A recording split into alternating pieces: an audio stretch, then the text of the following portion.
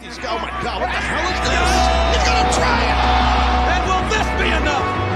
My God, Hogan takes him! 1, 2...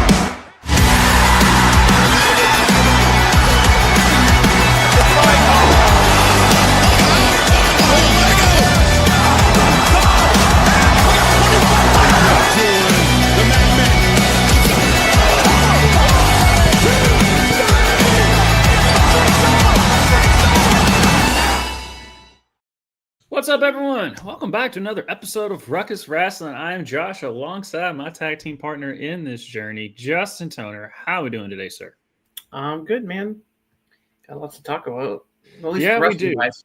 Yes, wrestling-wise. Not a lot of news. Kind of been a weird news about the past few months. It feels like hasn't been big news stuff, which isn't a bad thing. Isn't, as far as, because a lot of times the news we're reporting is kind of some sad stuff. Thankfully, we have good news of Mike Rotunda, a.k.a. IRS, or Bray Wyatt and Bo Dallas's father, suffered a heart attack. Then there was some bad reporting, misinformation out there by whose daughter? Justin? His daughter. Let me pull up the name here. Barry Windham? Well, Barry Windham was interviewed and said that, asked people to pray for Mike, that he was not doing well. He was in hospice. And then his daughter, Micah, put out a statement saying that Barry misspoke by accident, that he's not in hospice. He's in a rehab center because he suffered a heart attack on September 20th. He was in a coma for a week and spent the last month hospitalized. He's now in the rehab center recovering. Okay, so good news there for Mike Rotunda. Yeah, because we freaked out when we heard the word hospice care, because you're like, when you hear hospice care, it means like it's like they're not long for this world. No, they're making them as comfortable as they possibly can, type of thing. But that family's been through enough in the past few years. So thoughts. Hopefully a speedy recovery for Mike Rotunda. There, obviously a Hall of Famer in its own right. One thing I do want to bring up.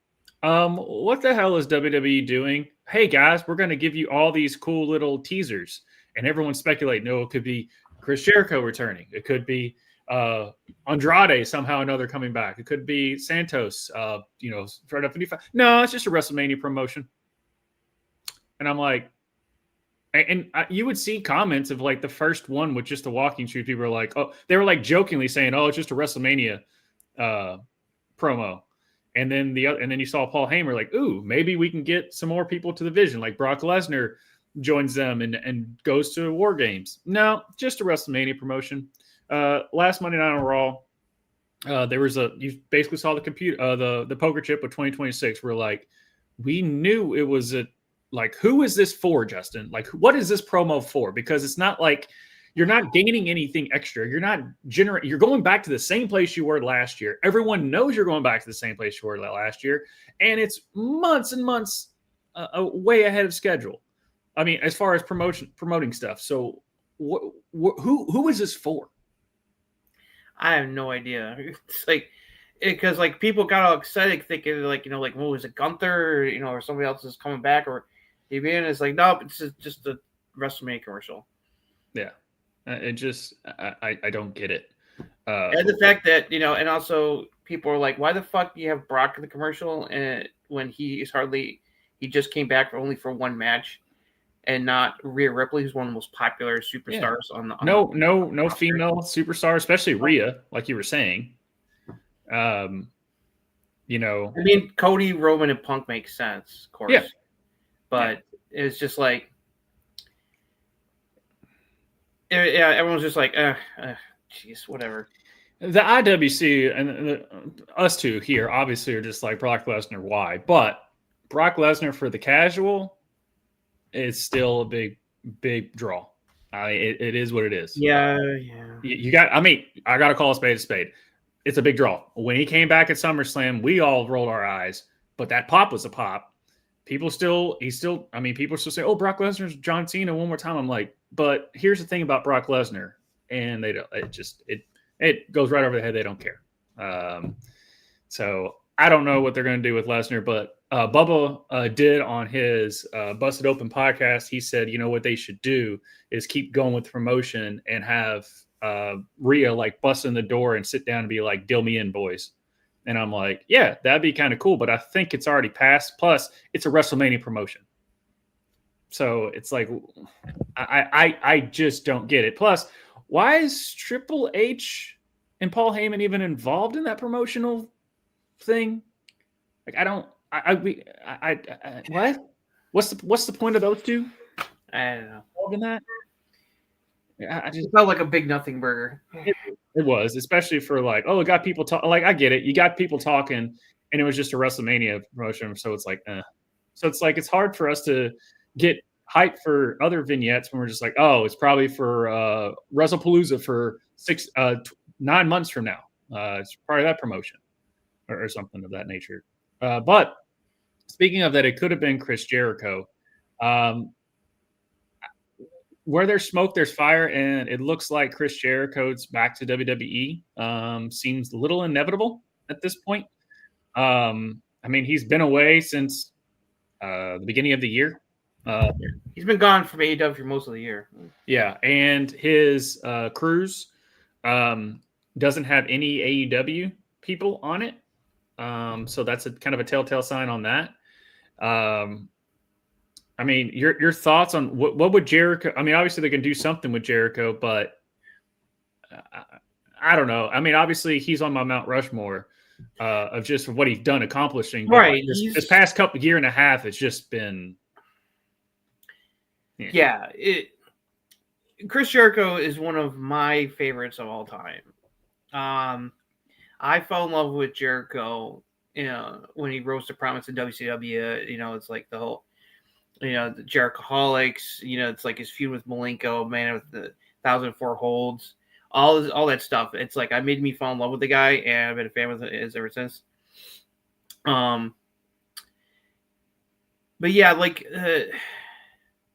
his last couple of different gimmick stuff in feuds in WCW weren't that great. Especially the whole learning tree just like did not work for me at all, bro. No. It's like it was not good. And I get he was trying to help Brian Keith and Big Bell, and like it's like, but it was just like, what is this? It's like I mean, and you could tell the fans were like get like he was getting go away heat from the fans. Yeah, and it was legit. But I mean, there isn't any real reason for him to stay in AEW anymore because he's done everything he possibly could. He's really, I know. He's been the champion multiple titles. He helped get them off the ground, and that when he was important. But I mean, they don't need him anymore. No, they really don't. And it's like, I mean, a lot of people know certain things. He's been gone for this long, and Tony's like, oh, I'd love to have him back. Like talking like he's not like the boss. Like, oh, we would love to have Chris Jericho come back. It's like, I hate when Tony says that. It's like, it just sounds so fucking stupid. So he gave the same kind of answer. It's like, oh, Britt Baker, I'd love to have her back. It's like, you could have her back whenever you fucking want, Tony, because you're the one who's in fucking charge of the fucking company. So don't act like you don't have any say. It's like it makes you look like you're just like deflecting the question like a moron. It's like I don't mean to insult the man, but it's just like when I saw him give those answers at the media scrum before Wrestle Dream, I was just like, "Oh, give me a fucking break!" It's like you can bring them back if you want to. It's like if you had something for them, you would bring them back, especially for Baker. But she's been benched, and she's not. She is not going to be coming back. She's probably going to just write out the rest of her contract, and he's not going to. He's just going to have her sit at home. I just took it as sarcasm. I'd love to have her back. It just kind of like read between the lines of what he's saying. Like when he's saying that, you can tell he's full of crap, and I think it's supposed to come across as he's full of crap. So I would hope so, because otherwise it's like, come on, man. He's like, I'd love to have him back, but just knowing that you're like, you have the power to if you wanted them back, they'd be back. Yeah. But anyway, going back to Jericho though. So I mean, he's not having anybody that's actively wrestling on AEW on his cruise. Yeah, people are like, that was like a big flag for people. and the stuff Tony's saying, and him being very mum. It's like he's not saying anything. So, I mean, I'm sure WWE would love to have him back for one more run before he decides he really wants to retire, and he deserves to go in the Hall of Fame for sure. But the question is, like, what would you do with him? Like, him coming back to the Rumble, of course, would be a big thing. But,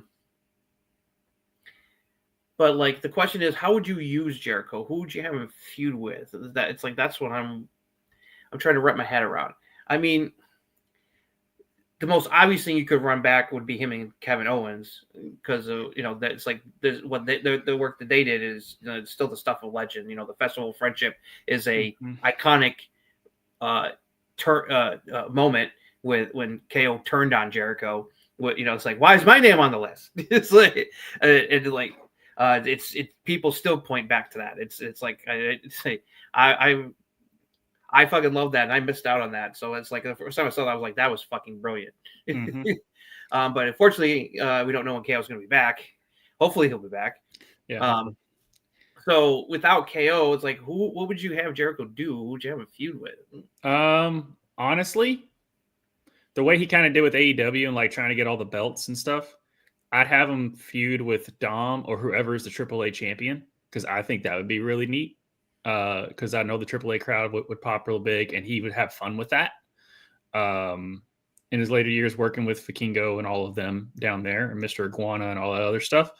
That's just kind of left field of kind of how Jericho likes to do new stuff, and AAA is new rather than just come back, feud, repeat. I mean, Right. Obviously CM Punk, you can name that stuff, but as far as just something new, Punk really didn't.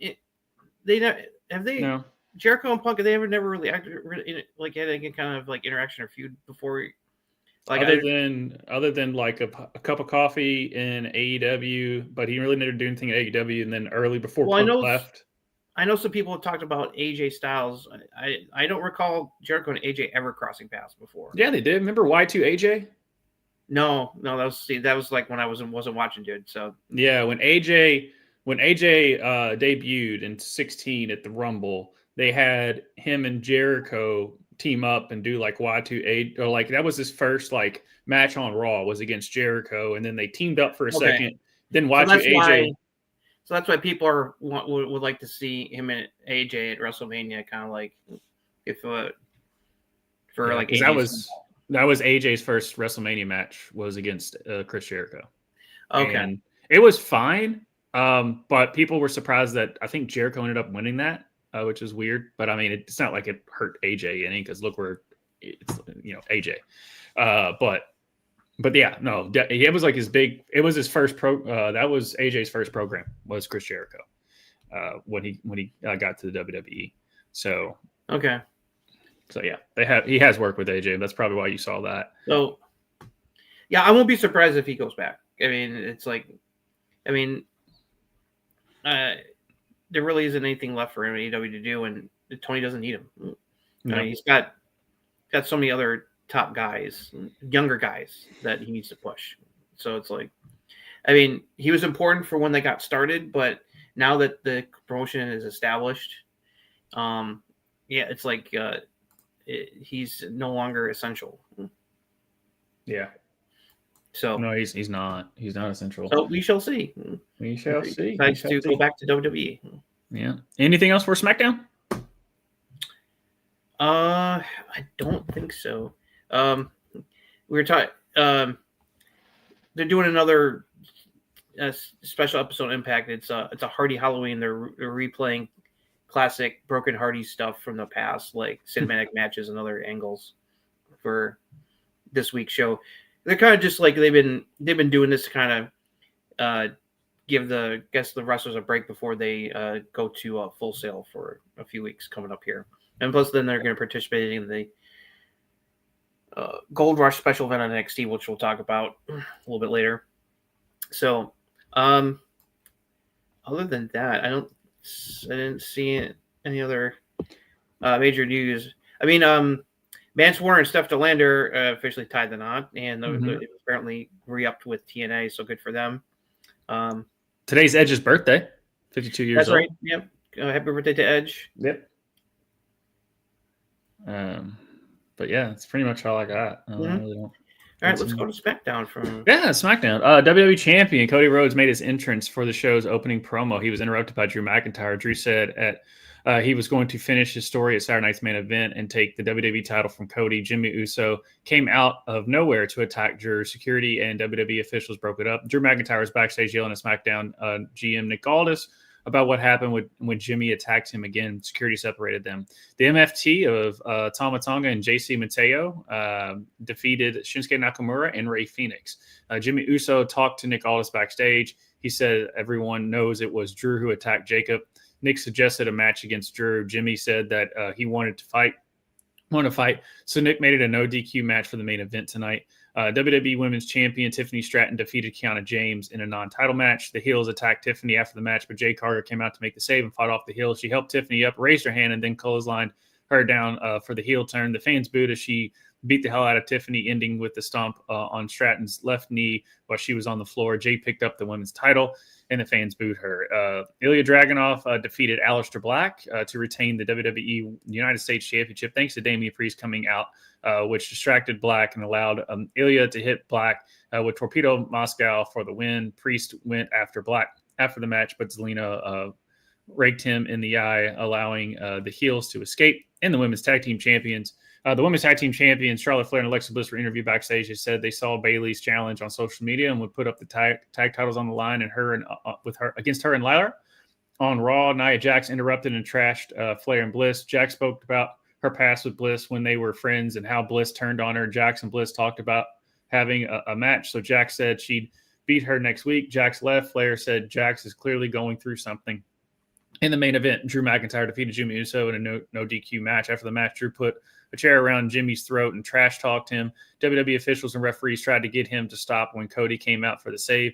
Cody checked on Jimmy in the ring. Drew rolled back into the ring. Cody turned around and Drew hit a Claymore kick to put Cody down. Drew trash talked Cody a bit to close out SmackDown. Okay, this was the first continuity error that I've seen in quite a while because Drew, finish your story. What story? You finished it like 4 years ago. Right. COVID. So, well, it feels like it's like that.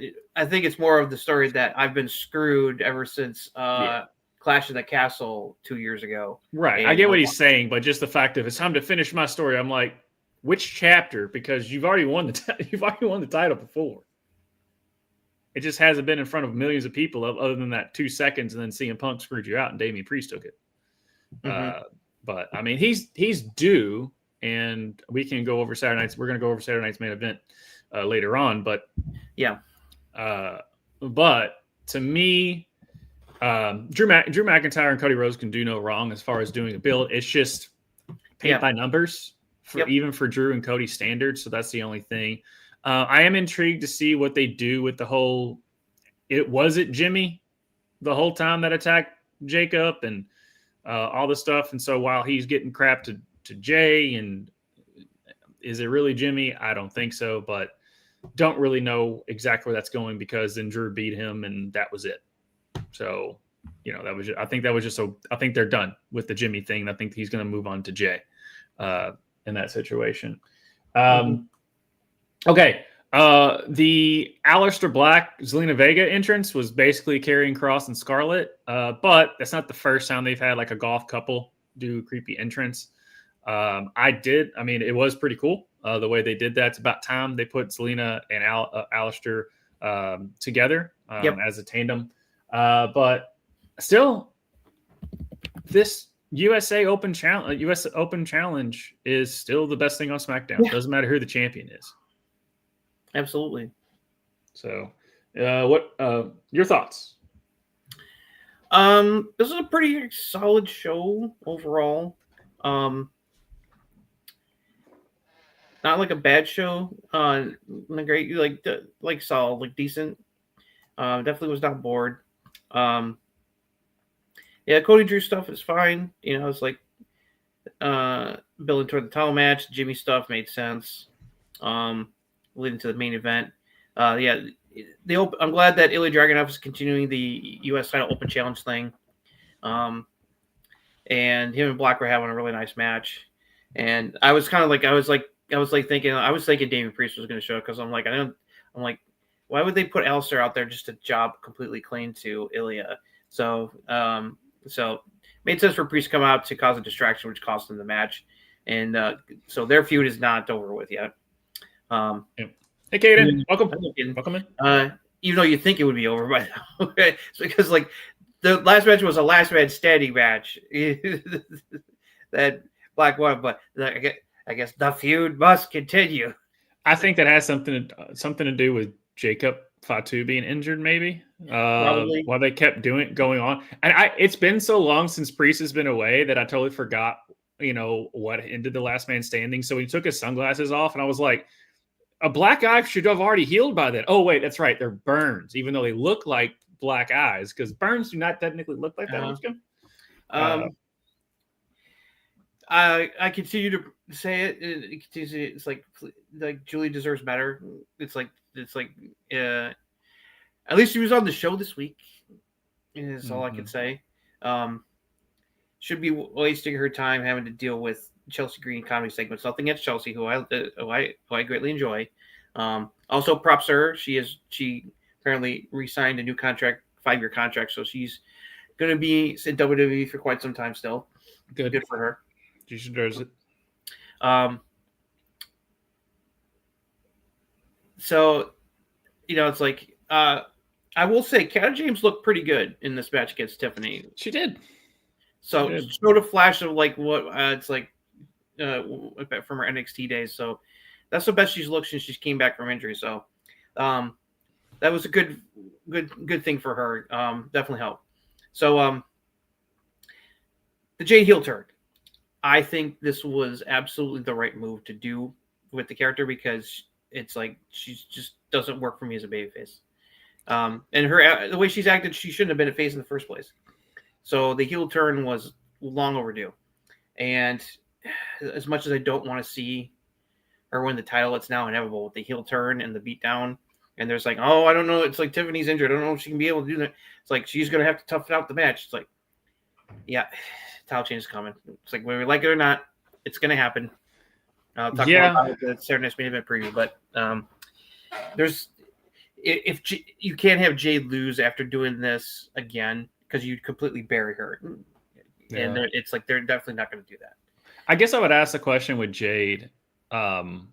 Even turning heel doesn't help her in-ring work, by the way, just so everybody knows. But did the actual heel turn make you excited for the match, or it's the same old?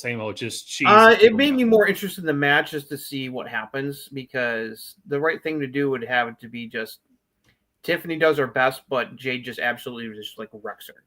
Yeah, and that's how you should book it. Yeah, it's just that way. It doesn't really hurt Tiffany, but it makes it makes her look way as like the monster that they were wanting to book her as, just the inevitable force on that. So yeah, it works. Just for Julia, we keep saying the same thing in the Bland split. Call people to rubber match with Jordan and Blake Monroe, then call her. Well, Jordan and Blake are done. We got Jordan's got this new feud with Kalani that we're going to go over. yeah, exactly. It's what's going to happen is like Jade's going to win the title and Bianca will be back, and then they're going to set up Bianca Jade for the title come WrestleMania. That'll be one of your WrestleMania matches. That's what I see happening. Yep. And then like you said that on there. Yeah. But yes, thank you. I just realized you clicked on that. I was looking at the other one. So, anyway, but yes, Bianca needs to get back, man. SmackDown really needs Bianca. And we definitely, they hopefully will call some people up from NXT real soon and they can afford to because, if like Kendall Gray is any indication, and I'll talk more about that when we get to NXT. They got some more talent in the pipeline coming from out of Evolve that they can move up to NXT. So yeah, it's Kaylee. Also, Kaylee Armstrong looks pretty good to me. Also from Evolve, who was the first women's Evolve champion. Kendall just recently beat her for the title. So those two are definitely top prospects to move into NXT once you call some people up. Right. Yeah. Like, yeah, exactly. What are you doing, bro? No, it's like it. But it's like they've put a lot of time and effort into Jade, and they're not just going to flush the investment down the toilet. So it's like, nope. Obviously, she still sells merch and Yep. is still over enough. We just well, us. the heat turned work because the fans just immediately were just like, screw you, because they love Tiffany. So. And justice for Tiffany in the worst book title run I can remember. Tiffany, it is a testament to Tiffany's talent, her charisma, and her in-ring ability that she's still over despite the horrible booking she's had as women's champion this year. It's like the booking has done her no favors, and yet she's still popular with the fans. So this is just testament to her. Yeah. So, but yeah, I mean, it's like I love Tiffy time, but it feels like Tiffy time's about to run out. Yeah, and that's okay. That's okay. Happens. She'll have her time back on the top. I mean, she's still young, man. I mean, the fact that like she's only been on the main roster for a year and a half, and she's already had a nearly almost year-long reign as WWE Women's Champion is pretty impressive. So, she's got a bright future ahead of her. I mean, look at Rhea. Like, Rhea had her stumbling block for a while after she came up from NXT, and then look where she is now. Same with Io. It's like I'm not worried about Tiffany. She's still got a bright future. It's like she's already proven she's a great talent. So, yeah, exactly. Yeah. Maybe, they'll be moving her over to Raw eventually would probably be a nice change of scenery for her eventually. Decide to move some people around. That's not a bad idea. For sure. But yeah, no, the show was fine. I mean, in MFT, you definitely can tell they're putting weight behind them. They want to try to get this heel group over, and we'll see if this feud with the Wyatt Six will work. And it's like if the fans are going to be invested or not. It stinks because Solo's so good on the mic and his in-ring work is fine, but the way they have booked him as a lesser, like not a threat, even though like you're trying to make him a threat, but you've never booked him as a threat for the audience to believe that he actually is. But he's so good on the mic. And like I said, his in-ring work is fine. It's not, I mean, I'm not like over the, he's not putting 5-star classics or anything like that, but he doesn't have to. Heck, I mean, Stone Cold was the most technical wrestler ever. The Rock was the most technical wrestler ever, but their charisma and stuff won it over. Right. So I mean, John Cena, 5 moves of doom, but still, you've seen John Cena put on some freaking bangers like Stone Cold and The Rock and all that stuff. Anyway, I'm rambling. You want to talk about Halloween Havoc? Let me see. I thought the main event was fine. I like the finish. Drew getting one up on him. And the setup for the women's tag title match on Raw, I thought was good. I'm glad that they showed Bayley's. That tag title match was so good. We'll get to it on Raw. That really impressed me. I was like, damn, this match. They tore it up, dude. Yeah. Let's go to Halloween Havoc. Yeah. All right. So Halloween Havoc, Javon Evans and Leon Slater defeated La Parka and Mr. Iguana. He does have an iguana, but they lost. Ethan Page defeated Dr. Wagner Jr. I'm sorry, I just can't get the first part of it down. El Hijo de Dr. Wagner. Yeah, so his name's a mouthful. It's all right. Yeah. In Day of the Dead match to retain the NXT North American Championship, Blake Monroe defeated Zarya to win the NXT Women's North American Championship. Shout out to Zarya, looking like she was doing something wrong, but no, she's just popping her shoulder back into place. Tatum Paxley defeated JC Jane to win the NXT Women's Championship. Woo! Dark State did defeat the Hardys in a broken rules match to win the NXT Tag Team Championship back. In the main event, Ricky Saints defeated Trick Williams to retain the NXT Championship. Ricky celebrated the win with the fans when we then cut to the back where Sarah Schreiber tried to interview Tatum Paxley and the Culling about her winning the title tonight. Tatum promised NXT will be even crazier on Tuesday with her as the NXT Women's Champion as they close out the show. Tatum Paxley is your NXT Women's of all the women. that's been on since JC Jane has won it that you would have guessed to dethrone JC Jane. Yeah, It was it's Tatum Paxton. never would have thought of all the women in NXT to dethrone JC Jane's title run that it would be Tatum Paxley. But I am very excited for Tatum Paxley.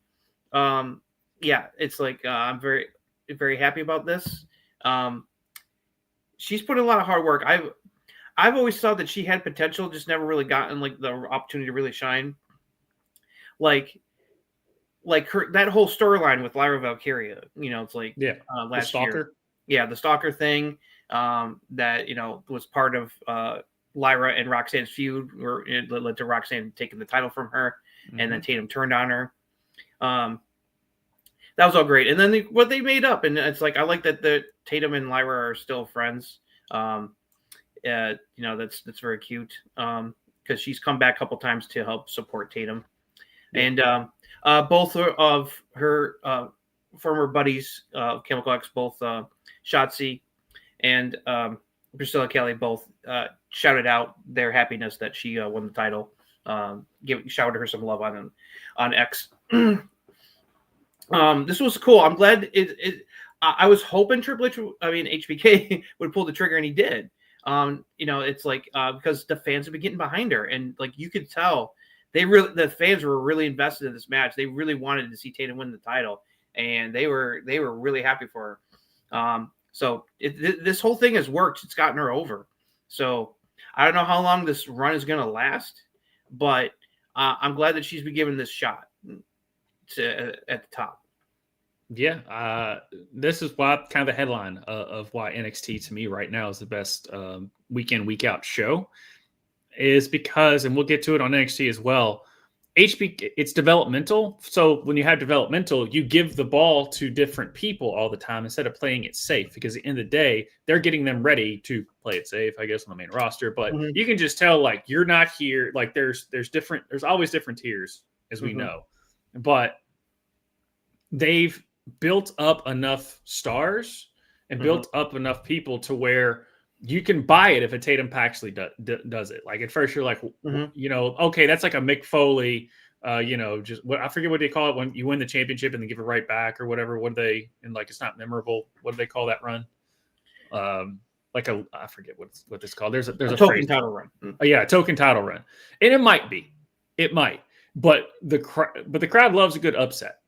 Yeah, and plus Tatum's been around, so it's not like she was like a page and just showed up and beat AJ Lee like on her like debut or something like that, or Cinderella like just showing up picked from the crowd to win the Intercontinental Championship. But it just, they always are able to mix and match the talent that they have, and they always try new things instead of keep rinsing, repeating right now that we complain about with Raw and SmackDown. Yeah, and like Caden said, I think this run actually ended up being a positive for JC Jane because it really. I agree. I was really skeptical about this when it first happened, like because like everyone was just like shell shocked that like you have JC Jane beat Stephanie Vaquer for the title before Stephanie got called to the main roster. What the fuck? Right. But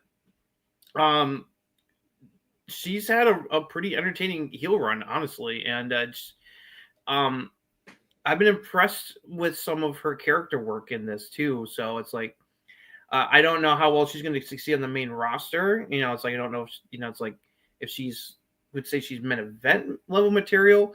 She's definitely shown me that she can be really good in the mid card if she gets called up, especially. But you got to call up with the rest of Fatal Influence because like that group does work. And I have to say, Lady Reed is fitting right in to replace Jasmine Nix. It's like in the group. So this was a great outcome. Yeah. Blake Monroe winning was the right and expected call. That puts a belt on Blake. I think she would have won anyway. Yeah, but she can do great stuff with a heel run with that title. And it furthers the disintegration of the Zawruka friendship that's continuing to build. I could see her totally being like fitting right into the U.S. title division for sure. yeah, yeah, exactly. Yeah, no, I'll talk about it when we get to the men's division for sure. That's the one thing we've There's said. still lack of depth there. The men's division is always just like, as I think they're so quick in snatching to the main roster, and I don't know. We'll get into it. Right. Yeah, we'll get to it. But yeah, no, props to Blake winning. I liked how that match played out, storyline wise, because like Zarya's concerned about about Soul just keeps messing her up, and it's like it's eventually she's going to just snap. I wasn't really into the Ethan Page Dr. Wagner feud, but their match was quite good. It was quite good. What the hell was Tony Khan thinking? Ethan Page has been fucking killing it with his NXT run. Between the NXT Championship, now the North American Championship run he's having, he's just been fantastic. His heel work's great. It's like big props. The opening match was fun, as you would expect with those four guys. You know, Javon and Leon definitely have some good chemistry, and they're definitely building toward Javon and Leon trying to challenge Dark State for the tag titles. That could be very entertaining, and I wouldn't be surprised if they win them. To be honest. So it's he has been very good this year. Going back to Javon and Leon, mm-hmm. I can, if you want to take my money, have them in the Rascals, please. just for me. I don't know. I'm just sitting there like booking Leon and Javon against, I don't know, the Hardys, which they already, or the Lucha Bros. They haven't done shit together. Yeah. That'd be fantastic. Oh God, yeah. Those two against like the Lucha Brothers, like it's like 5-star beggar guaranteed. Yeah. But the Street Profits at Fraxium, like Fraxium would be amazing. Yeah. They would go. That match would be nuts. Yeah. So I mean, it's just good. That's just that's good. That's good shit. It's good shit. Dark State win the tag titles back from the Broken Hardys. I was expecting that because it's just like I was like, it's like if they lost to the Hardys here, it's like they would be really buried, and they're trying to get this group over. So having them beat the Broken Hardys in one of their own in a Broken Rules match was a way to try to get them over. And the fans were into it, and man, God bless the Hardy Boys, but please, guys, you don't need to do that stuff anymore. Jeff, dude, for the love of God. Jeff, for the love of God, you don't need to be taking swantons off 15-foot ladders through tables anymore. Please, for the love of God. I don't. Those guys were born in a wrestling ring. Yes, Kaden, we mentioned that at the beginning of the show that about Eddie's daughter. She's starting training at Booker's Reality Wrestling School. So hope she succeeds. Mm-hmm. So that was expected, and then Ricky Saints Trick was a good main event, and we're getting more out of that. So overall, I thought Halloween Havoc was a very good, entertaining show. Yeah, it was entertaining. They could really use Private Party. Private Party would really help like NXT, and then eventually the main roster. That's the rumor. Yeah, that's the rumor. I'm sure they're going to jump ship because Tony Khan has benched those guys too. So it's like I'm sure they're probably going to jump ship if they give them the opportunity. But yeah. So yeah, no, thumbs up on Halloween Havoc, entertaining show. For sure. All right. Raw. Jey Uso and CM Punk faced off in the ring with the World Heavyweight Championship on a pedestal. They exchanged words ahead of their match for the vacant title at Saturday night's main event. The Judgment Day was shown in the clubhouse, and Dominic Mysterio told the others in the group that there's a problem because Raw GM Adam Pearce has a problem with him. They mentioned Dominic cheating to win, and Dom said he never cheated a day in his life. Dom says he has to face the winner of Penta and Rusev at Saturday night's main event. Finn Balor and JD McDonough weren't eager to help Dom, so they left. Dom called somebody to help. Roxanne wanted to go help him, but Raquel Rodriguez stopped her so they could focus on Perez's match against Nikki Bella 2 weeks in a row that she did that. That's leading to something. Something.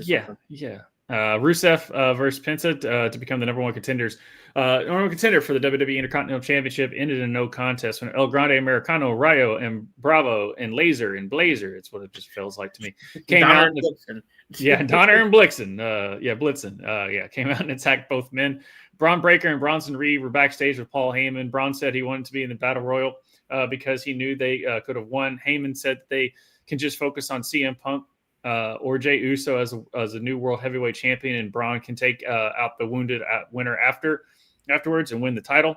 Heyman informed Braun that he has a match against LA Knight tonight. Roxanne Perez defeated Nikki Bella with a pop rocks. About time. It was a fun match. Her and Raquel beat up Nikki after the match, so Stephanie Vaquer came out to make the save. She had a stare down with Raquel, who decided to back down and leave with Roxanne. Lyra Valkyria was walking backstage when Asuka and Kairi showed up. Asuka yelled at her about her and Bayley getting a tag team title match instead of them. Kairi said something briefly, and then Asuka yelled, Kairi! And she left. Such a great bit. Bayley approached Lyra to say that she thinks they can do this. Bayley wondered what would happen if they lost, and Lyra said what would happen if they won. Bayley loved the positivity. They did a handshake. Braun Breaker defeated LA Knight. Great little finish there. Adam Pearce approached Dominic Mysterio backstage as Dom was talking to Los Americanos. Dom said it was crazy how Los Americanos attacked Penta and Rusev all on their own. Pearce said that Dom will defend his IC title at Saturday Night's main event this Saturday against Penta and Rusev in a triple threat match. Dom wasn't thrilled. JD McDonough defeated Sheamus. The finish came when Sheamus sent JD into the barricade. Sheamus put JD in the ring. The referee checked on JD and Balor. Smashed Sheamus with the shillelagh, which the referee didn't see. JD went up top and hit a Spanish fly on Sheamus for the pin. Maxine Dupree spoke to Adam Pearce backstage, who said she can have a rematch with Becky Lynch for the IC title whenever she wants after what Becky did last week. She said she needs to call a friend to confirm that she is prepared to face Becky and prove she is ready. The WWE Women's Tag Team Champions Charlotte Flair and Alexa Bliss were interviewed by Jackie Redmond. They were interrupted by the Kabuki Warriors, and Asuka trash-talked them, saying they should be in the match tonight. Asuka said they should be champions. Flair told Asuka that they would beat the Kabuki Warriors. Asuka told Flair she's not ready for Asuka.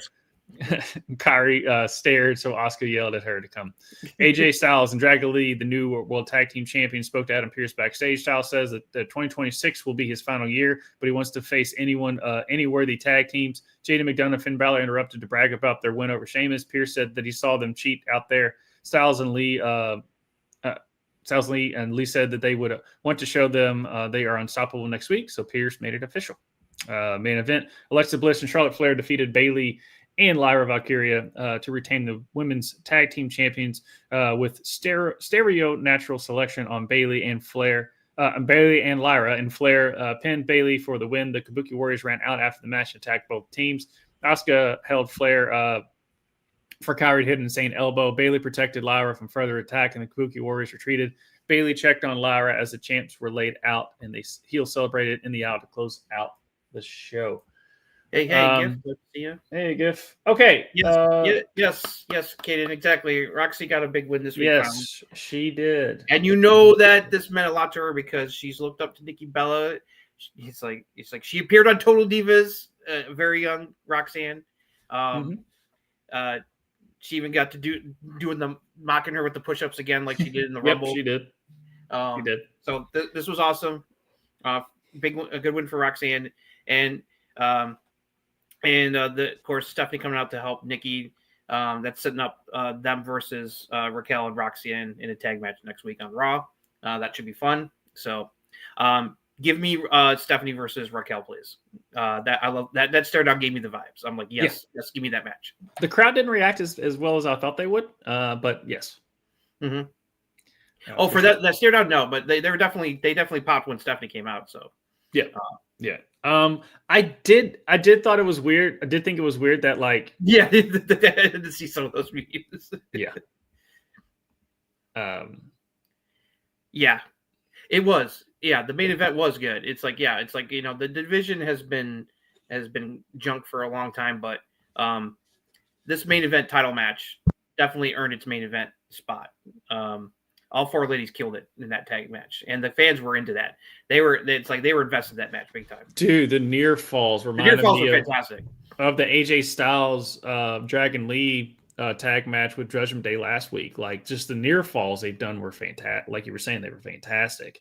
I was not even expect the way they shot Alexa Bliss. I didn't even see her. I wasn't even thinking about her coming doing her finisher off the top rope to Lyra. as well. So I mean, that was because Lyra was holding the arm, and I guess we can go ahead. Yeah, and talk about the match. Bailey's trying to not to tap out the figure 8, and Lyra leaps in and holds her arms. So she won't tap out. Yeah, and then Alexa hits her Miss Bliss, whatever it's called. Oh yeah, Twisted Bliss. The Twisted Bliss. Nice camera work where Lyra hit Alexa with Nightwing, and her hair got caught briefly in Alexa's dress, and they quickly cut away so that they could get untangled, and they got untangled, thankfully, pretty quickly. So they got untangled because Alexa literally just took because that's like a top on the top, so she took that part off. So that's why you didn't see that. But yeah, that match was awesome. We're definitely getting Kabuki Warriors versus Charlotte Alexa real soon, and that should be really good. Yeah. For those who don't know, people are like, well, didn't they just lose a match against Io and Rhea? I was like, yeah, but it's the Kabuki Warriors, so it's not really going to hurt them. Plus, they're like, where's Rhea been? She broke her nose. And plus, this could be laying groundwork for War Games because, Rhea and Asuka, because they're giving Rhea some time off because she broke her nose during the Japan tour. Yeah. So they're probably going to give her a little bit of time off to let that heal up a bit before she gets back in the ring. So I'm sure Rhea and Io are going to get some payback because they got laid out the last time they were on Raw. So they eventually will return. And plus, Io went back to Japan to do Marigold.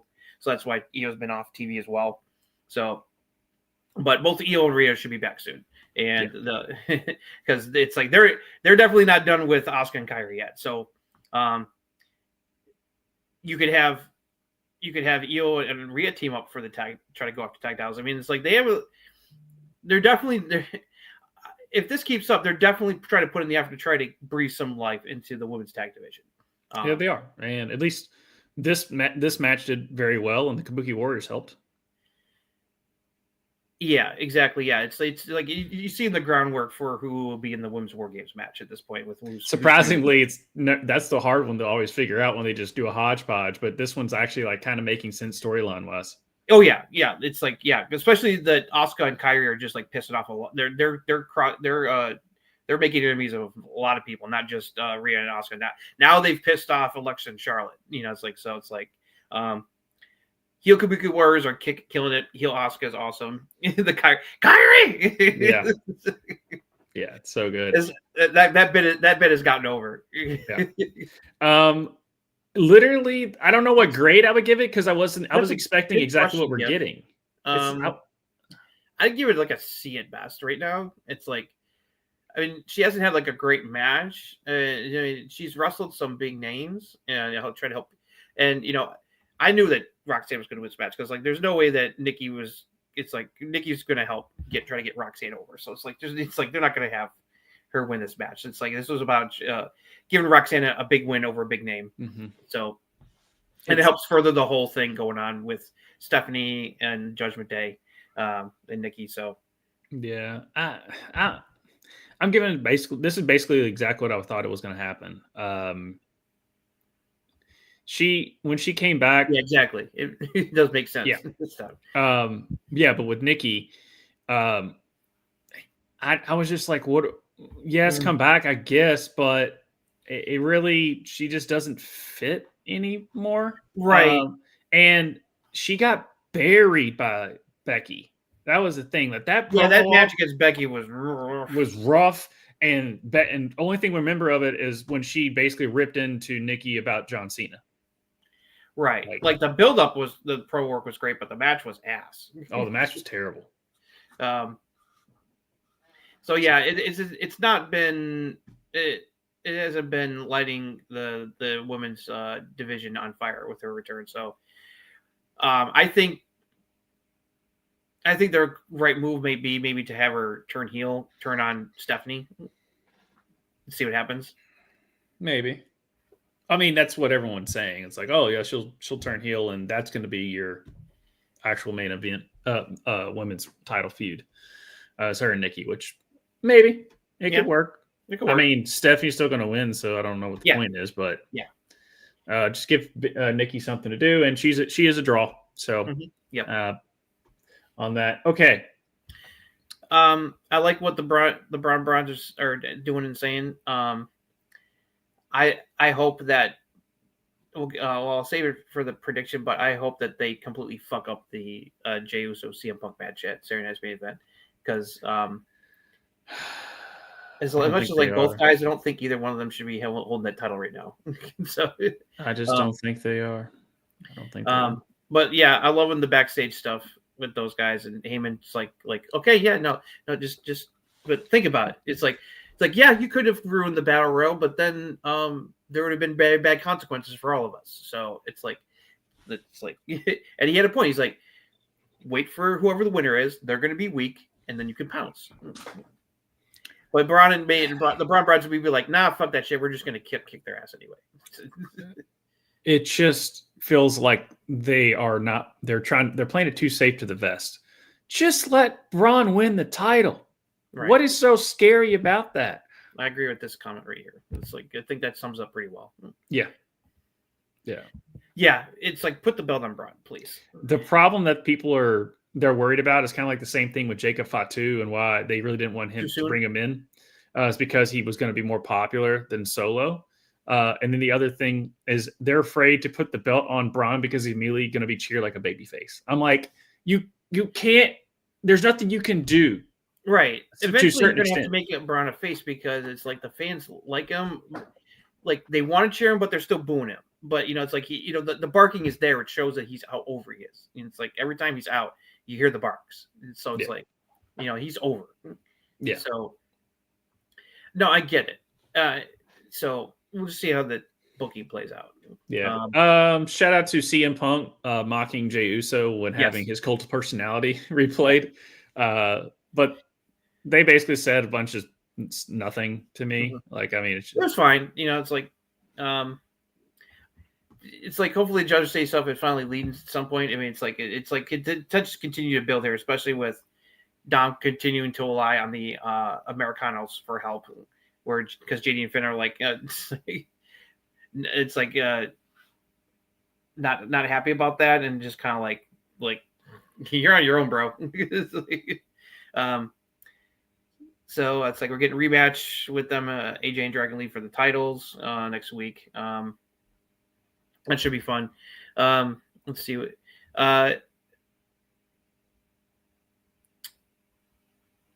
It's like, the Maxine rematch that makes sense.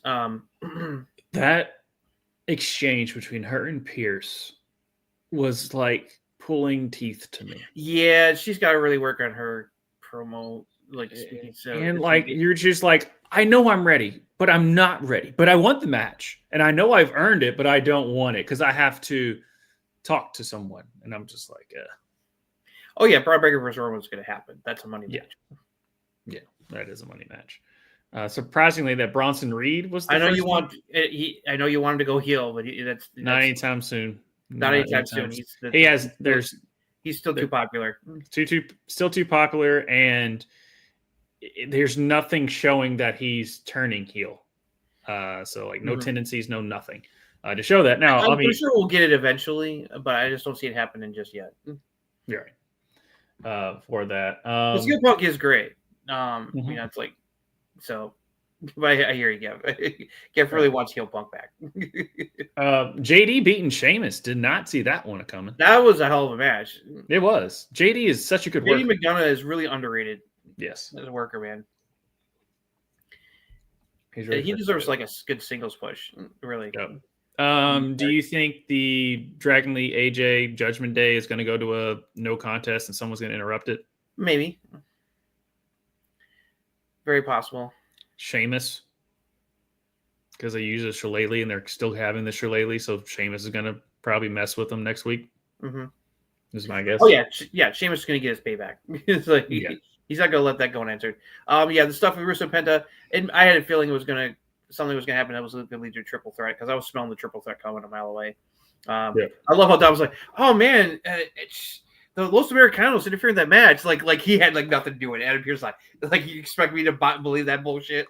Right. It's like, nope, you're getting done with a triple threat match. Have a nice day. No. The Los Americanos Dom thing's kind of working for me. Oh yeah, like him and Tyler Bate had some amazing matches back in the day at NXT UK. I think get the IC title off Dom. He doesn't need it. He's got the fucking AAA. Put it on Penta or Rusev. I'd be happy either one of them won it. It's like it's getting ridiculous. Just turn Dom face at this point. Screw it. I think they're waiting for Liv to come back for the full babyface turn. Yeah. Yeah, and with the Roxanne Dom thing, like it just feels forced right now. Doesn't feel as natural as the Rhea and Liv. It's making me wonder if Liv's return is like right around the corner because they started the Roxanne Dom stuff. 2026 and not this year. We'll see. I mean, it just depends on how her rehab's going. Yeah, no, she has improved a lot. Yeah, no, I just want this to be over with, and then we can get to AJ Lee versus Becky because that's what I want. Yeah, this is just a killer feud. This is just a time killer feud for Becky, but it's definitely helped Maxine get over it. She's really improved a lot. Yeah, I know, right? She's Becky Hogan, but yet she has propped up Lyra, Maxine. Yeah, it's like I don't want to hear that Becky Hogan stuff anymore. It's like, it's like forget about it. Yeah, but yeah, it's like I'm waiting for AJ Lee to return. It's like bring her back to TV, please, soon. Yep. CM Punk's new render is him in an AJ Lee shirt. I thought that was kind of cool. Yeah. All right. Anything else on Raw? Nope. Yeah, like I said, the main event was a hell of a match, and like the ending angle, all good stuff. The Jimmy and Jay stuff backstage. I like that. I'm like that. Was Jimmy cool, was calling but Jay out for some shit, and him owning it is like saying and apologizing. So I like that. I just at the end of it, they were just like, "All right, we cool? Yeah, we're cool." I'm like, I don't buy it, but it'd be interesting to see what should happen. So, AEW Darby Allin and Orange Cassidy defeated the Death Riders in a trick or treat tornado tag team match. FTR defeated the Young Bucks, Jet Speed, and Jurassic Express in a four-way to become the number one contenders for the AEW Tag Team Championship and will challenge Brodito for the titles at Full Gear. Awesome. The Don Callis family held a summit in the ring. Rocky Romero presented Don with a new portrait of him and the family that he loved. Kyle read some fake contract that the members of the Don Callis family had to sign to be part of the family. As Kyle was reading it, Takeshita came out. He and Okada had to stare down as Don and the other members kept them apart. Don said they are family and there is no I in team. He told Takeshita to put his ego aside and shake Okada's hand. He offered a handshake, but Okada gave him the middle finger instead, which pissed him off more. Okada was laughing while the other members stepped between them. Callis said that they had to work on this. Callis said this Saturday on Collision, Okada will team up with Takeshita to show they can work like a family. John Moxley versus Kyle O'Reilly ended in a double count out. After the match, Marina Shafir went into the ring and punched referee Aubrey Edwards. Claudio Castagnoli went to the ring to attack Kyle. Roderick Strong made the save with a knee on Moxley and an angle slam on Claudito. Wheeler Yuta and Daniel Garcia showed up to attack Strong. Darby Allin, Mark Briscoe, and Orange Cassidy ran out to the ring for the save. Darby and the conglomeration challenged the Death Riders to blood and guts in 2 weeks. Mercedes Moné and Chris Statlander were fighting in the backstage area. Moné grabbed Chris by the hair and they walked through the tunnel and into the ring area. Chris punched Moné in the gut and tossed Moné onto the apron. Athena pulled Chris off the apron and threw Chris into the steel steps. Moné did a backstabber to Chris, and Athena jumped off the top with the O face on Chris. Moné applied a crossface on Chris. Willa Nightingale and Harley Cameron then came out to make the save. The Sisters of Sin defeated Jamie Hayter and Queen Aminata in AEW's World Tag Team Champion Tournament first round match. Megan Bain and Penelope Ford, with her arm in a sling, were interviewed by Tony Schiavone, who was in a Phantom of the Opera-style mask outfit. Ford said that she had a torn UCL in her elbow, which means she's out indefinitely and she's not cleared to compete. Tony asked Bain what she would do about the tournament, and Bain wondered if any woman was worthy to stand beside her. Marina Shafir walked in saying, "Don't worry, she's listening." John Moxley walked in, nodded his approval, and said, "Look out." Shafir and Bain touched fists. Main event, Samoa Joe defeated Ricochet, Hook, and Bobby Lashley in a four-way match to become the number one contender for the AEW World Championship by making Hook tap out to the Coquina Clutch. Samoa Joe was joined in the ring by the Ops, Powerhouse Hobbs, and Shibata. Tony Schiavone came out with the contract for Joe to sign. There were some dudes who walked out to the ring in Halloween costumes where we couldn't see their faces. Joe claimed that he wanted to ensure that this was a safe environment for him, so he told Hobbs and Shibata to make sure. Hobbs and Shibata beat up the dudes in outfits. Joe pulled the Marshmallow Man's head off, and it wasn't Hangman Page. Joe punched the guy. Joe signed the AEW Full Gear title match contract. Tony Schiavone suggested that Joe and company celebrate the win. So there were beers in the ring. A guy went into the ring who looked like Tony Schiavone, but it was really Hangman, dressed like Tony as the Phantom. Page kicked Shibata and Hobbs in the groin. Page smashed Joe with a bottle to the head. Page took out his outfit off on his head and hit a buckshot lariat on Joe. Page attacked Joe with punches. Security and referees went to the ring to break it up. Page was taken out of the ring while Joe sold in the ring to close out the show. It's good wrestling. Yeah, I enjoyed it. I really enjoyed this one. This was actually a decent time for a change. Yeah, honestly, I mean, it wasn't like completely horrible like it's been lately. No, the wrestling was great, and some of the Sterling progression I liked. Yeah, Adam McCain, like one of the best storylines going on is the building Okada Takeshita feud. That's gonna cause a big rift in the family because eventually they're gonna side with Okada and Takeshita's gonna get kicked out. Yeah. That I love those over the top portraits that Don Callis gets. Yeah, it's definitely hilarious there. I just loved it where it's like, okay, it was great. I was waiting for it because like I love the fans reacted appropriately because Takeshita was like, okay, and then Okada's just like, no, fuck you. Yeah, dude, Okada's so good. Heel Okada is awesome. Yeah. Yes. Oh no, I hit the wrong button. Right. I'm so sorry. Right. And the fact that we thought, the Don Callis family would be in Blood and Guts. No, it's the conglomeration and the Death Riders. So, yeah, no, some of the stories are getting repeated, yeah, for sure. And it's like, although I was kind of amused by what Hangman did to Full with Samoa Joe and the Ops. Little swerve there. It's a good callback too. I like it. Was yeah, because you did disguise yourself as a Marshmallow Man like a couple of Halloweens ago. So and that was a good callback. Yeah, because Samoa Joe thought that he was doing that again, and it's like I like that. Nope, swerve. So, yeah. Let's see. Sucks for Penelope Ford. It's like she just came back this year from injury. And also, like a lot of health issues, and now she's going to be out again. She's not going to be back till next year. That's going to put her out for several months. So that sucks for her. But Bane and Shafir, that's kind of interesting. We'll see what happens in the tournament with that. Mercedes Hayter make a good heel combination. I have to say. Yeah. So that was good. The Jamie Hayter not advancing. That kind of surprised me, but I'm glad that they threw a little twist because I was expecting Hayter and Amina to win that match. Just because the other side of the bracket is got Mercedes and Athena in it. So kind of makes me wonder what's going to happen on that side of it. It'd be weird to see heel versus heel though. So I was like, I don't know. We'll see what happens. Mm-hmm. The Moxley O'Reilly match was fun, dude. Yeah.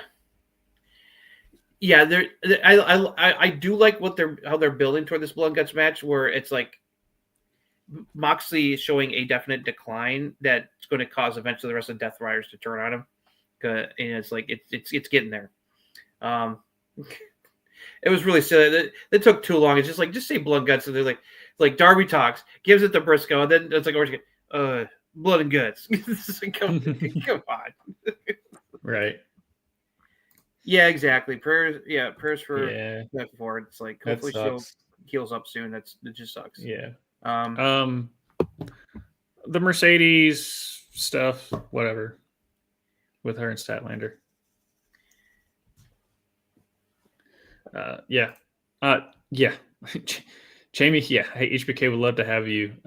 Maybe really, it's like, it's like if Tony doesn't treat her right, I could see her jumping ship eventually. Yeah. WWE would love to have her. Mm-hmm.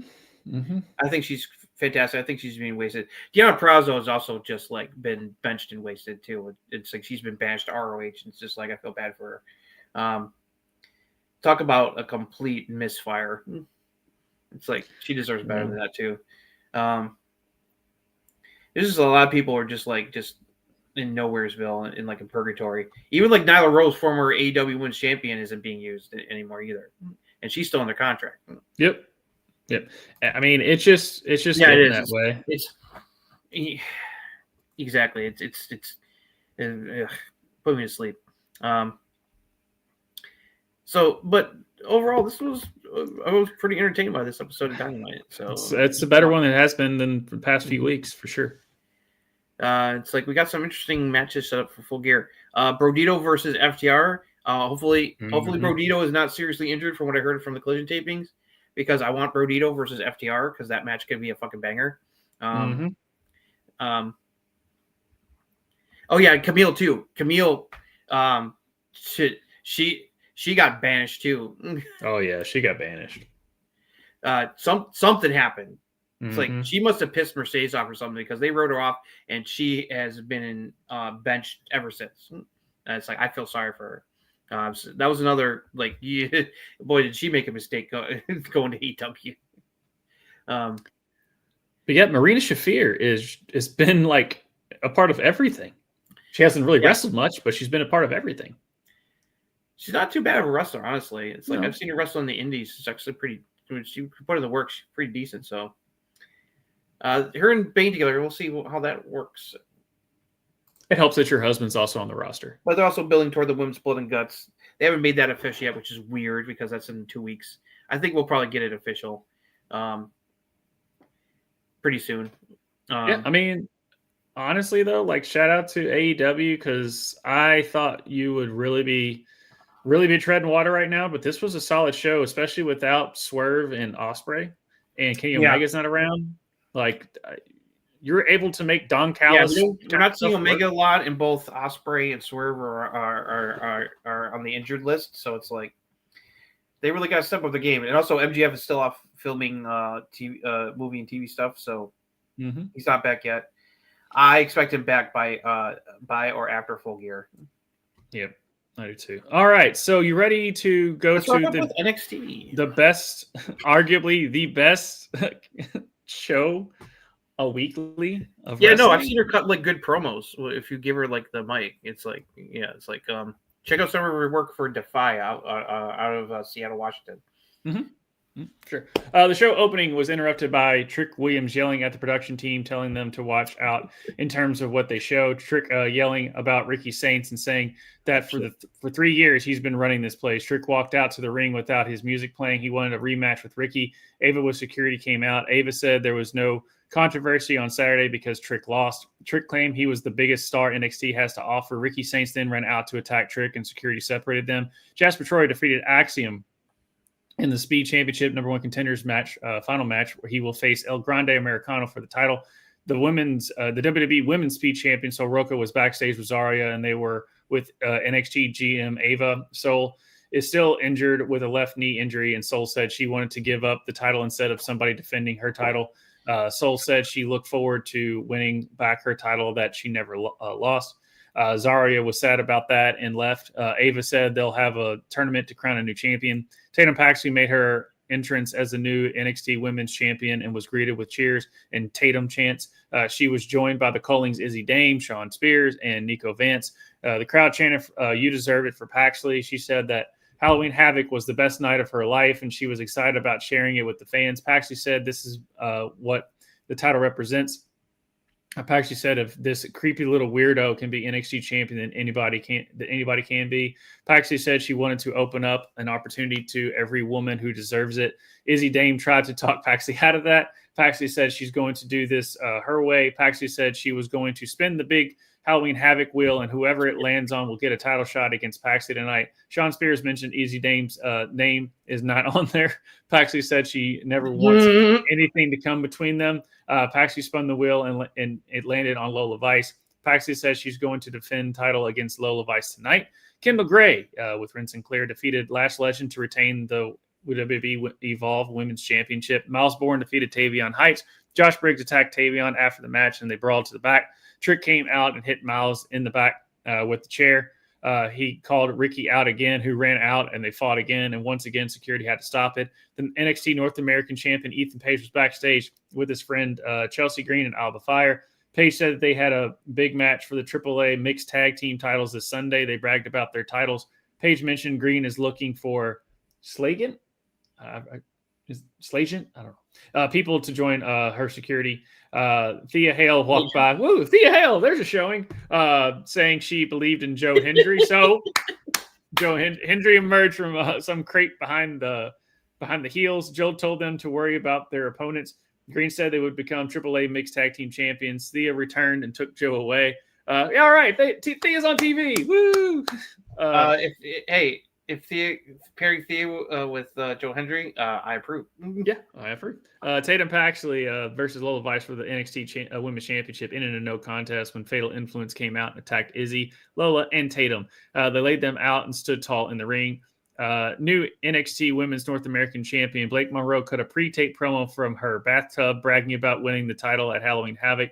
Blake claimed she would have her first title defense in New York City at the NXT Gold Rush 2 week special. Titles from NXT, TNA, Evolve, and AAA will be defended. Sol Rucka and Zari were interviewed by Kelly Kincaid.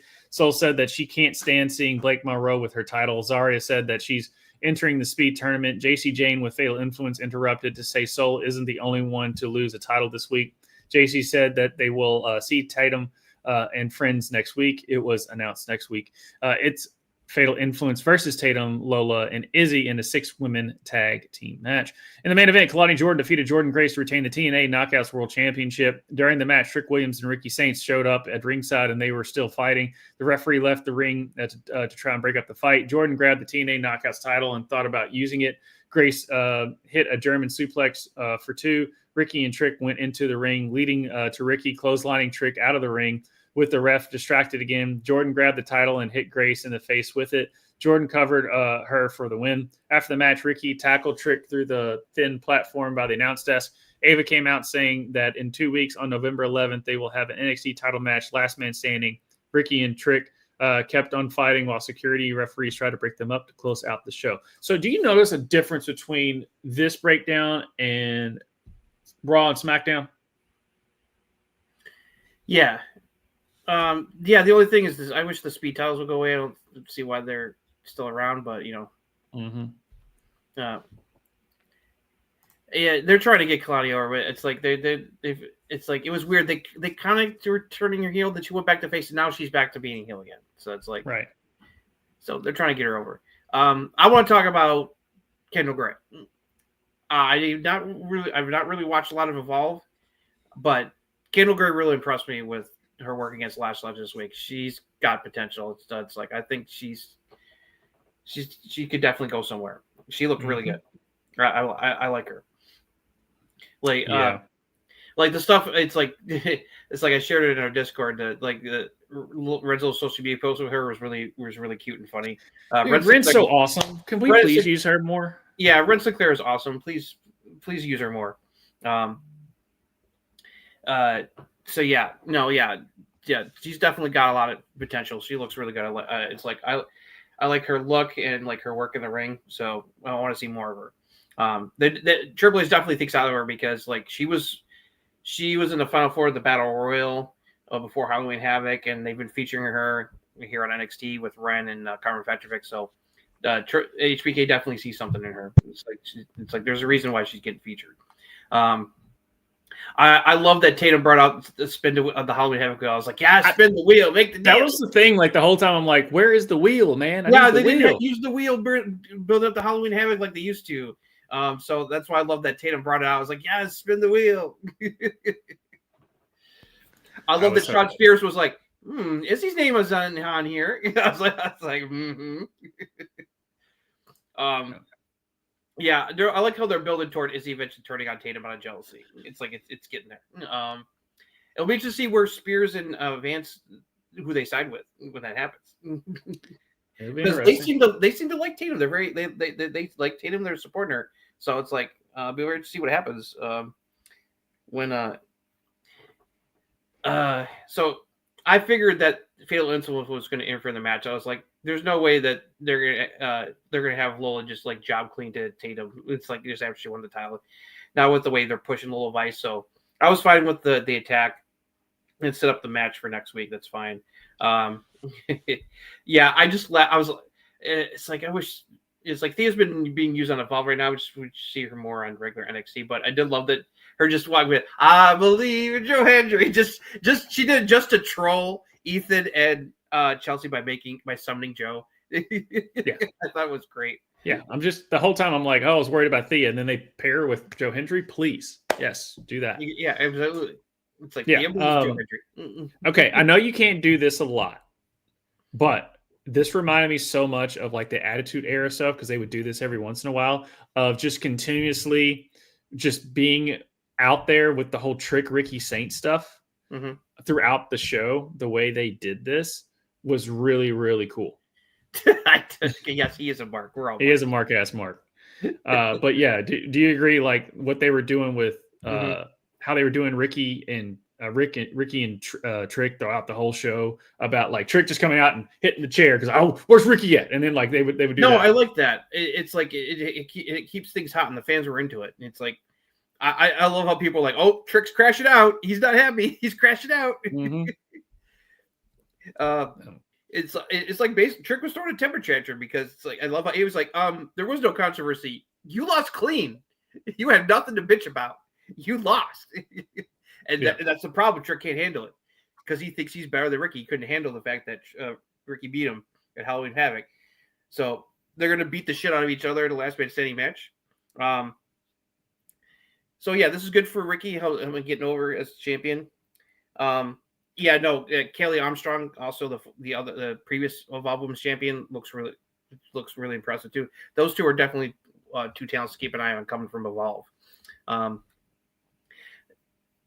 So then we were talking about this before the show on the air is the lack of depth in the men's division. I mean, when Trick leaves, and Oba's obviously going to be leaving soon too. Oba they've kept Oba off TV ever since he lost to Ricky.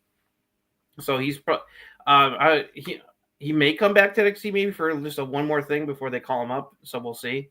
But like with Oba and Trick Eminence's departure, besides Ricky and Javon, who else do you really got in the men's division that you can see as a credible champion?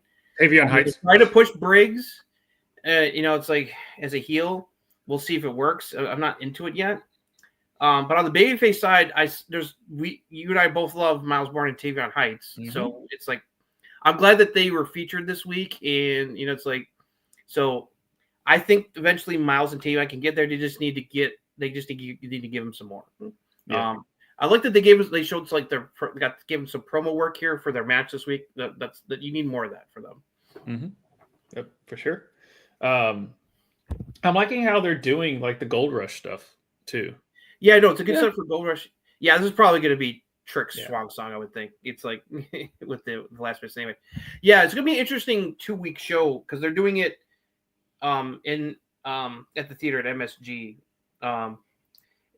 Their advertising is a 2-week thing, but they're going to tape all the matches for both nights on one night.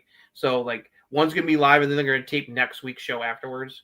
So, but yeah, we're going to have NXT titles. We're going to have not only NXT title matches, we're going to have TNA involved. We're going to have Evolve talent involved and AAA as well.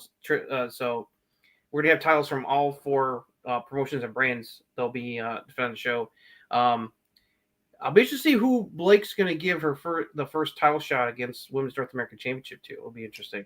I love her promo work for the bathtub, where it's like she's just so good. I love Jada Parker. Just Jada Parker would be awesome. That would be great. I like how Jordan Grace left TNA to go to WWE just to have a feud over the TNA Knockouts Championship. I heard it. To quote William Shatner from Airplane 2, the sequel, irony can be pretty ironic sometimes. I'm sitting there, I'm like, wait, hold on. Are we really continuing this feud? I guess we are. I know some people are upset that Jordan lost again, but it wasn't clean. I mean, it's like Kalani got so desperate, she fucking cheated to win. So yeah, and she didn't want to do it at first, and then she was like, screw it. And did it. Like, although Booker's like, by any means necessary, man. Dude, I'm indifferent on Booker because like it works, but sometimes it's like, can you say something Sometimes other than he's trying sound too effect? hard. There's times where he's working, and other times where he's trying too hard. His sound effects sometimes I'm like, dude, just say words. Yeah. Just say words. Mm-hmm. Especially if you're a casual, like tuning into NXT, that is off-putting if you're not used to it. Yep. On that, but yeah, no, Malsborn and Tavion Heights are definitely a future. I think they got solid there. It's like they give them some more stuff. Eventually they'll get there. Ethan Page is basically your best heel that you have on NXT right now, other than obviously Trick. But that's the part of NXT is you have to test whether you can work babyface and heel. Mm-hmm. That's why Trick is ready because he's shown that he can work babyface. He's shown he can work heel. Trick's ready. Where's Tony D'Angelo at, by the way? Where's Obafemi? I heard that he was wanted some time off, but eventually he'll be back. Don't know about Oba. I don't know what's going on with Oba. He's still been working the house shows. Like he had a match with Omos at the house shows, and I wish it was like those people were lucky to see that kind of awesomeness. So he's still working matches, but he's just not being on TV at the moment. So we'll see what's going to happen. I wonder if he'll come back for one more match with Ricky, maybe after he's done with maybe I don't know. Oba just needs to be on the main roster. He does. He's good. He's ready. Solid. He's solid. Anything else before we get into No, it was a very entertaining show this week. I'm looking forward to Gold Rush. That should be some good stuff. And then we got Deadline right on the corner with the Iron Survivor matches, which I was kind of skeptical about the whole Iron Survivor match concept, but it's really good on me. I really enjoyed it. Like last year's Iron Survivor matches are both really good, especially the women's. That one last year, the women's match, you had Julia, Stephanie, Zarya, Tatum, and Sol Ruka. That was fantastic. That was probably the best women's Iron Survivor match yet. The one last year with those five. So hopefully whoever they decide to plug into that one to get the next title shot will be good as well. So good NXT this week.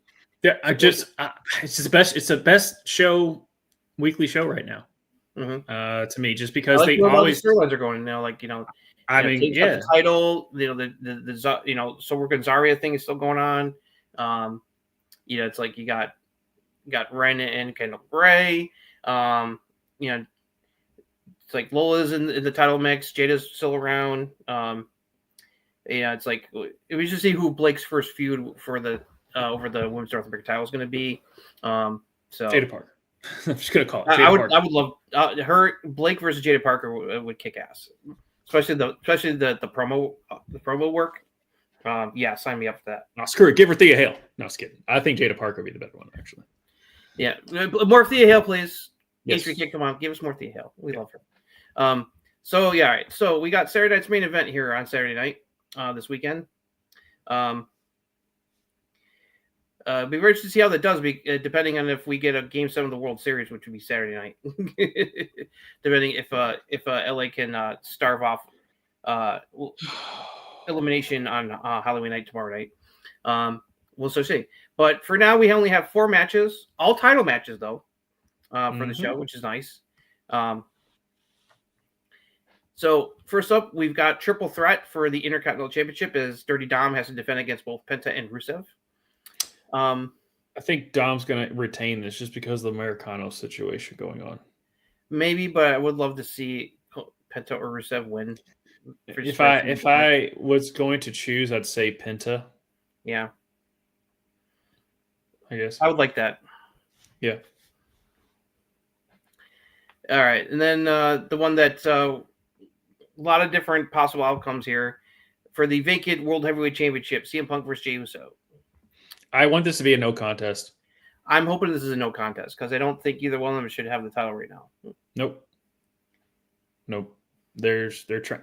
Yep. They just don't. It's better to leave it a limbo right now than just give it, because it just doesn't feel. It doesn't complete the story, as one would say, and it just feels anticlimactic whichever one wins.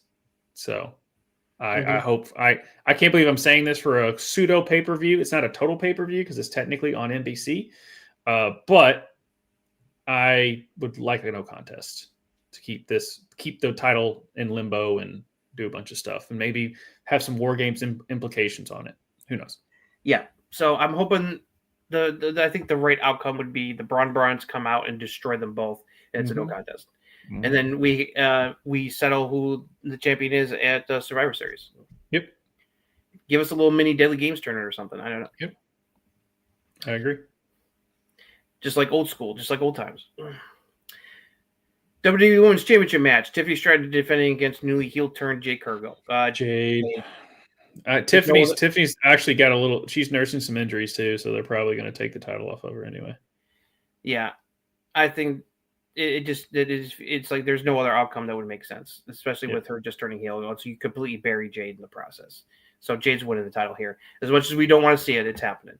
It is happening. Just going to see how it goes. As they say in the Matrix, it's inevitable. Yep. And then WWE title match: Cody Rhodes defending against Drew McIntyre. I love Cody, but my heart wants Drew to win this match. I don't think he'll win the title. I think he'll win the match, probably by disqualification if Randy gets involved. This one's intriguing. This is one I'm kind of indifferent on. I just want to see Drew win the title. I've just seen enough scuttlebutt where they might pull the trigger on Drew. I would love if that happens. I will mark out because I've been wanting to see Drew have the WWE title again. It's been too long. But I agree, it's Randy's going to be involved. Oh, Randy's definitely going to be involved. Whether or not, I think the right outcome is Drew wins this match. Either have the guts to pull the trigger, have him win the title, or Randy's interference causes Drew to win by disqualification, and then we lead. What would be cool is if you get like a triple threat. Cody versus Drew versus Randy for the title. Mm-hmm. And hey, Brennan. Hi, Brennan. Thanks for stopping by. I'm really hoping for that because I love my Drew McIntyre and I want to see him with the title belt again one more time. Mm-hmm. Mm-hmm. It's like because it's like people were saying he's like right now he's the bridesmaid, never the bride at this point. It's like eventually you got it. That can't keep doing that to him. Him and LA Knight, even though LA Knight's never won a world championship, but it's kind of him and LA Knight are in the same boat of just like they're in the main event scene, but they never do anything with them. So, yeah. So I'm hoping. Yeah. Yes, but yeah, the card's not bad. It's really good. I just hope that it's going to be. It's now on streaming on Peacock only anymore, not on NBC. So hopefully, there's going to be less commercials. Yeah. So we've got the women's war games looking like we're shaping up. Yeah. We still don't know what we're doing with the men's. Seth Rollins' injury through that. Yeah. And if you're gonna do it, I would not care for MFT versus Wyatt 6 War Games match. That's like that would not do anything for me. No, do a cinematic match for those guys. Why don't you just do like a regular Survivor Series match? How about we only have one War Games match? Just let the women have the War Games match this year, and then that's it. And because right now, unless something changes, I don't see how you can do a men's War Games with Seth out, unless the Braun Browns find help really quickly. Besides Brock Lesnar, who would be like the fourth guy, because then you would at least have 4-on-4. Mm-hmm. You know, it's like Brock Lesnar make Heyman bring in Brock to help them would make sense, but then who would be the fourth guy with Seth out injured? So it's like, so I guess maybe we'll get things a little more clear after Saturday's main event is over. You know, it's like because then they're gonna focus on the build to Survivor Series. Yeah, they you can't not have a men's War Games. Like they put so many hodgepodge women's matches together just to have a women's match. Like they're going to put together a men's match, even though the women have the storyline this year. Sure. So on that, but anything else, sir? Nope. I think that'll cover it. So hopefully Saturday's main event will entertain. We'll talk about it next week. Yeah, and as we always ending baseball talk, dude. Shohei Ohtani is the greatest baseball player I've ever seen, and I don't think we realize what we're watching. He's something else, but right now, the rest of the Blue Jays Dodgers are sticking out the joint, and that's why they're down 3-2 right now. I can't believe.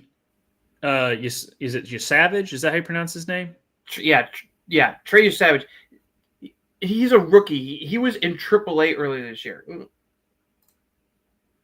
and Mike Caden, thank you for joining as always. Thanks, Caden, for joining us. Appreciate you coming. He was in the minors. He got called up just only a couple months ago, and he's pitched in the postseason, and he's like broke records. It's like he had a 12 fucking strikeout game in the World Series. Like both of his game 1 and game 5 starts, he was just like completely dominant. It was like $57,000 contract.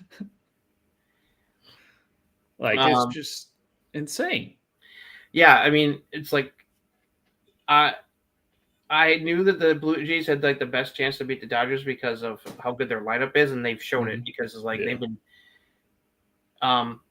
able to survive the Dodgers starting pitching, and then when they get to the bullpen, they've murdered the bullpen, which is the one everyone has said before this World Series was the biggest weakness for the Dodgers was their bullpen. Their bullpen it's got a lot of guys that are not that got a lot of very high ERAs. So and especially in the last 2 games, the games 4 and 5 after that game 3 18 inning epic was like insane.